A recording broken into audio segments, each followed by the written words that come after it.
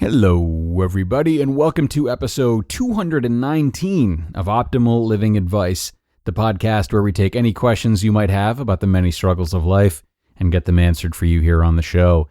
I am your host, certified life coach Greg Audino, reminding you before we begin that if you have a question you would like help with on the show, we welcome you to email it to us at advice@oldpodcast.com. And our listener today is in a really tough spot. It's a spot we've all seen in the movies, but still doesn't necessarily get resolved so easily. Her best friend is about to marry a terrible guy, as she says. So what does she do? Where's the line? Well, we'll talk a little bit about how to toe that line and what type of inner reflection is necessary beforehand. I'll also share a story from my own life at the end. So let's get into this one and hear her question now. After a year of dating, my best friend is now engaged to the worst possible guy for her. I desperately want to say something, but how do I bring this up? I should tell you that I have communicated my thoughts to her in the past when I felt like she was on the verge of making a bad decision. But this one is different. I know she's making a mistake and that I probably should tell her. I've wanted to for a long time. I was hoping they'd break up, but it doesn't look like that's going to happen now. Please, what do I do? Sounds urgent. Okay, thanks for sending this in, Asker. Let's take a breath and count to 10, though. After all, you do have to go about this thing patiently for your sake and for your friend's sake. I think there's a lot of thinking that needs to be done before approaching her, so let's break this whole thing down.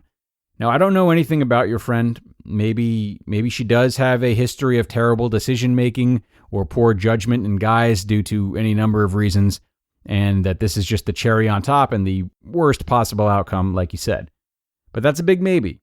For now, let's assume she isn't as mindless as your whirlwind of a question is making her out to be. You need to try to put yourself in her shoes, okay? What's the difference between her thinking and yours? Why doesn't she think he's so bad? She obviously sees something in him. So it's your job, as her best friend, to consider what that actually is and understand it from her perspective rather than shaming her for having that interest in the first place. And even if you've not shamed her to her face, it sure sounds like you've done it within the confines of your own mind. Being a supportive friend means being cooperative with her feelings, not judgmental of them or trying to guide them without first hearing her out. So, even if it's something completely emotionally destructive that you feel has led to her interest in him, you have to try to see it through her lens. Making an effort to understand her side is what creates a sympathetic situation out of this. It reflects the partnership that friendships should be about. To skip over this would be to assume you know what's right for her simply because of your own experiences, and the relationship becomes much more parent-child, or ignorant parent-child, I should say. Taking into account the relationship you two have and what's appropriate for it in this way is going to be paramount. And also consider the future of the relationship. You don't want to do anything that potentially damages that, even if you feel like a hero for it. And because the stress you have has been bubbling up for a while and you've yet to make a peep, you run a higher risk of being overly aggressive, volatile, or impatient with any pushback from her than you would had this issue been brought up patiently and gradually over time. In short, the last thing you want to do is explode over this and be unwilling to hear her side. That's a one-way ticket to end this friendship. And what about the past of your relationship with her, especially as it pertains to the advice you've given her? Objectively speaking, if you can, have you always led her in the right direction? Has she passed up on some of your advice and still been okay? I might also encourage you to ask yourself if it's possible that you're being a little overprotective of her since she's your best friend and you care about her so much. Or maybe part of you is just afraid of losing her and feeling as though this guy or any guy she marries will replace you. Not to say this is necessarily the case, but you could imagine that very few people in your situation would have the bravery or presence of mind to ask themselves such a raw question.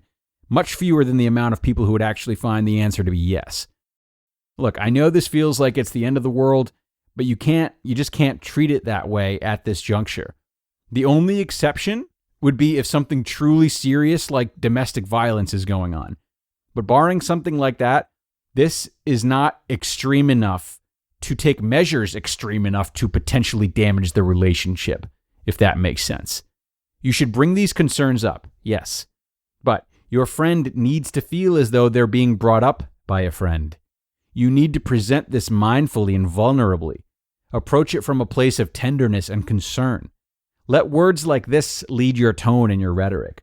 She needs to know that you trust her and that you want what's best for her.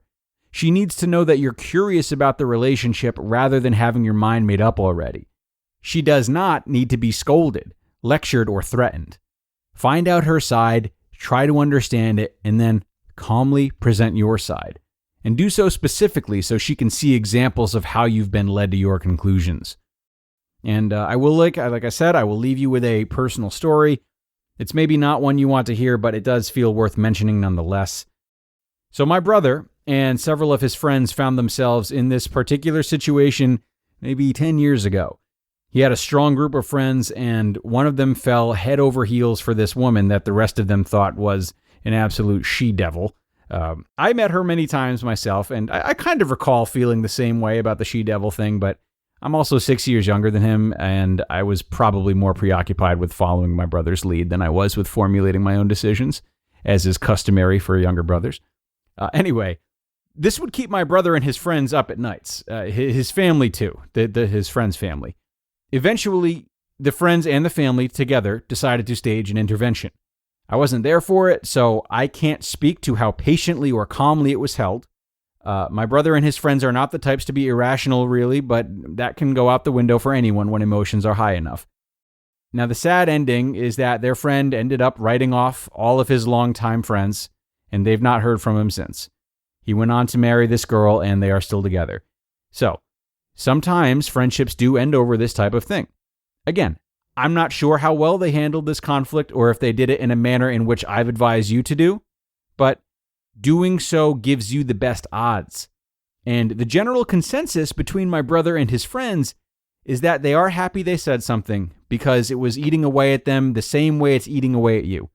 They've also all come to peace with it, something I'm sure they never thought they would do. It's been a while. They've acknowledged that their friend has to make his own choices at the end of the day. And, hey, he's still married to this woman, so odds are it's working out well for him, and he simply saw something that his friends didn't. So something is going to have to give in this kind of situation. For them, it was indeed a falling out, but the wins are that they said what they needed to say and feel they did everything they could to help him. And for the friend, he's still married and presumably happy to be. Considering something had to give, both parties have found peace in their own way, and that's not such a bad outcome to me. Time to bring this one to a close. Asker, I am wishing you the very best of luck and reminding you that while you can't control your friend, you can control yourself. It's going to be up to you to create a compassionate enough discussion with your friend to ensure that whatever happens, you did your best to handle the situation with grace, leaving nothing left behind. You can do it. Just don't let your pride get in the way. So, hey, happy Monday, everyone. Thanks for being here, guys. Good luck as you start a new week, and I will be back with you on Wednesday. I'll talk to you then.